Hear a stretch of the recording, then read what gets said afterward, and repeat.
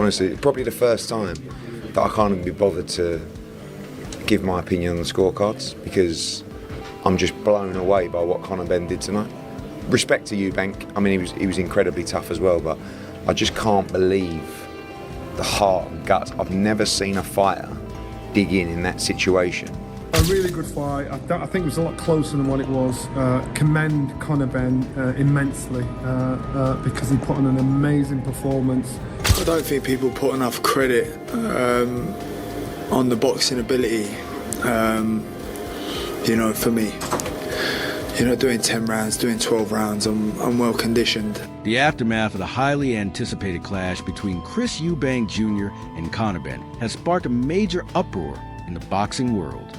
Following Eubank Jr.'s unanimous decision win, with all three judges scoring about 116 to 112, many boxing experts and fans have voiced outrage, arguing that the scorecards didn't fairly reflect how competitive the fight truly was. Despite the official verdict, a large number of observers believe Conor Benn's performance deserved a much tighter result, fueling claims that he was unfairly denied a fair decision. The controversy has reignited calls for greater transparency and accountability in boxing judging. We have a result in the fight of the night at the Tottenham Hotspur Stadium.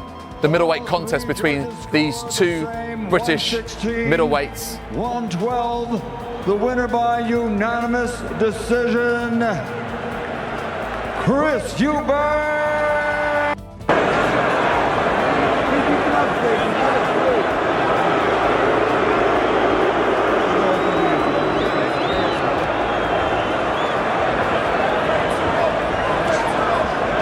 Yeah, I mean, it's a hard one to swallow, man.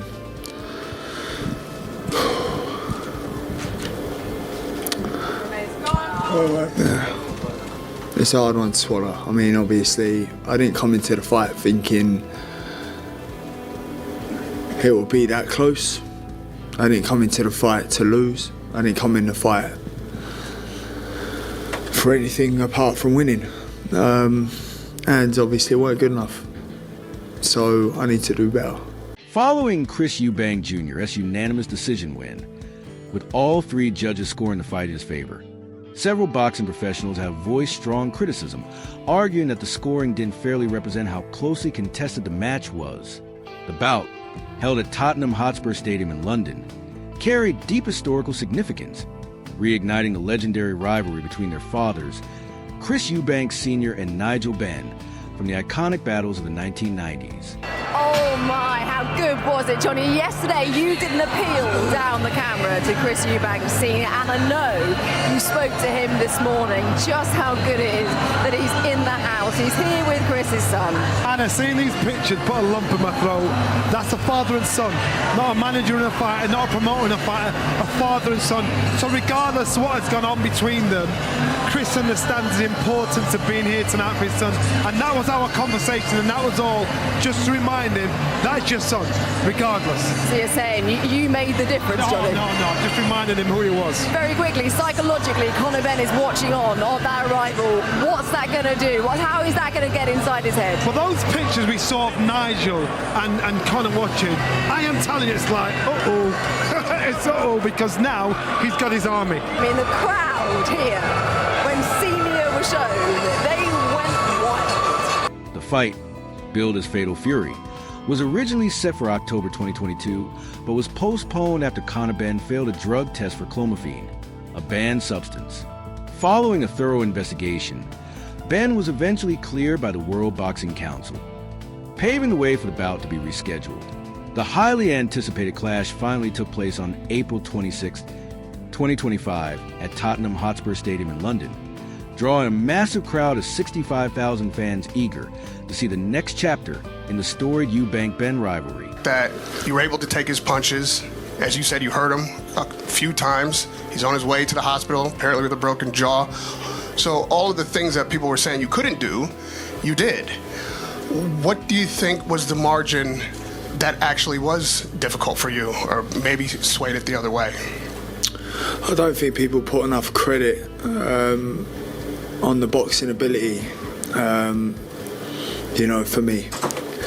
doing 10 rounds, doing 12 rounds, I'm well conditioned, and I can box. I haven't always got to knock out my opponents. Well, evidently I have, but I can do 12 rounds.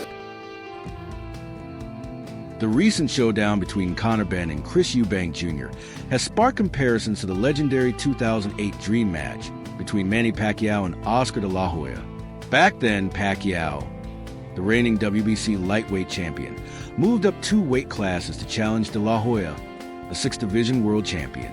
Despite concerns over the size difference, Pacquiao's speed and precision dominated the fight, leading to a technical knockout when de la Hoya's corner stopped the bout before the 9th round. Similarly, in the Benn versus Eubank Jr. clash, Conor Benn, typically a welterweight, stepped up to face the naturally bigger middleweight.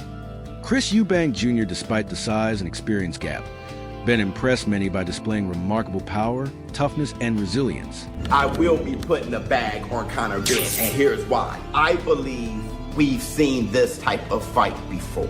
The similarities are unreal. 2008.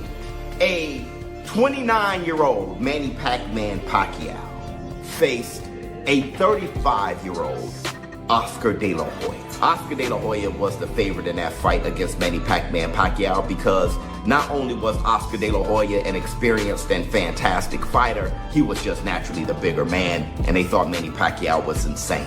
Chris Eubank Jr., as the bigger man and skilled fighter, people are seeing him as the favorite. And me too, I am predicting a Chris Eubank Jr. win. But where I'm going to put my money is going to be on Conor Benn because of the history, the similarities of what we saw in 2008 with Manny Pacquiao and Oscar de la Hoya. No, Conor Benn is no Manny Pacquiao, but don't get it confused. Chris Eubank Jr. is definitely no Oscar de la Hoya. British rapper and boxing fan Dizzy Rascal called the Chris Eubank Jr. versus Conor Benn fight mental, praising the intense action and emotional weight behind the showdown. He applauded both fighters for their toughness and heart, saying the bout truly honored the legendary rivalry between their fathers. Dizzy also highlighted the fight's importance in British boxing history, describing it as a classic that fully lived up to the hype. Fight of the century, innit? Look at this. Mental. Beautiful. Only boxing does this?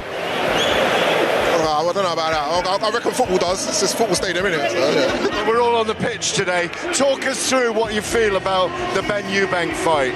Talk us through what you feel about it. I don't know, man. I love them both, man. I don't even want to see anyone lose, man.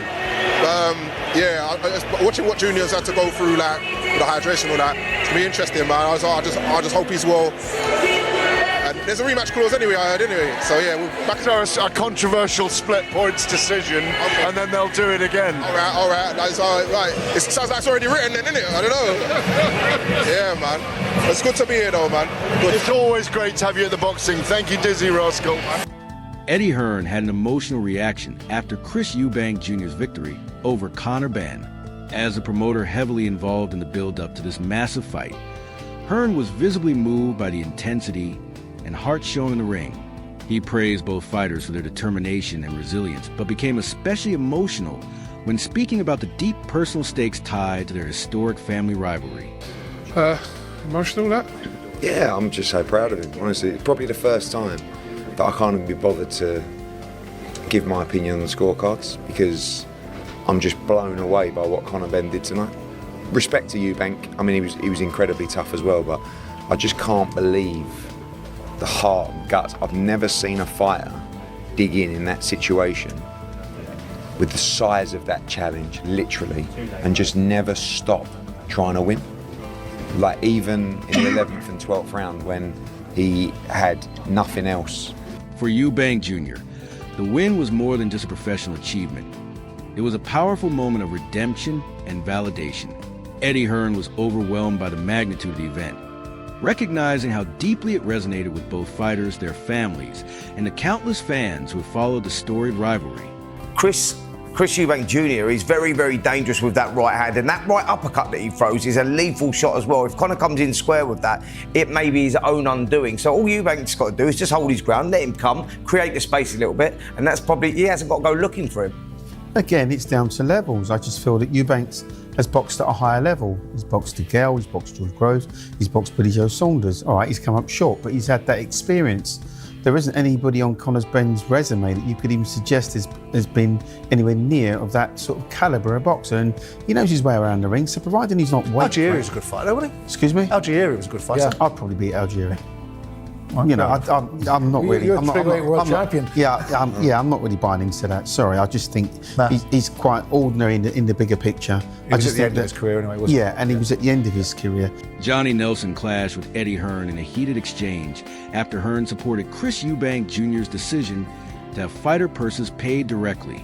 Nelson strongly opposed Hearn's view, voicing his frustration over the move. He argued that bypassing the traditional methods of handling fighter payments could cause conflicts and disrupt the sport's established systems. Nelson stressed that these long-standing practices exist for a reason and warned that changing them could lead to serious unintended consequences. Staying on the Sun now, mate, did you see that he paid all the undercard fighters from back in 2022 when the first fight was actually cancelled? Do you think that mugged Eddie off a little bit? Mugged him off, mugged everybody off. Because what Chris did, when he mentioned it in the last press conference, I thought, why is that just slid on the radar? Why does nobody make a big deal of that? That was a class touch. That's a massive touch. Yeah. And so all of the promoters, all of them, all of the promoters that are out there, and all of the guys that have got the big bucks, and they're on the top of the card, and the fight that's fallen through. What Chris Eubank Jr. did, to me, was commendable.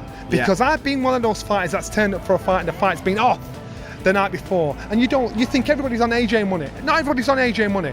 You know, 5% of the fighters are on mad money. 95% of them fighters have to subsidise their career with a second job. So Chris doing that, he's basically saying, Eddie, Conor, come on, step up. These guys all of some developed amnesia. They've gotten deaf and they've forgotten, thinking, Anna. And it's up to the press and the public to put them under pressure to say, shame on you. If he can do it, why are you not doing it? If you love our sport so much, if you care for the fight so much, why are you not doing it? So when he did it, I'm like, you know what? That's a proper drop of the mic.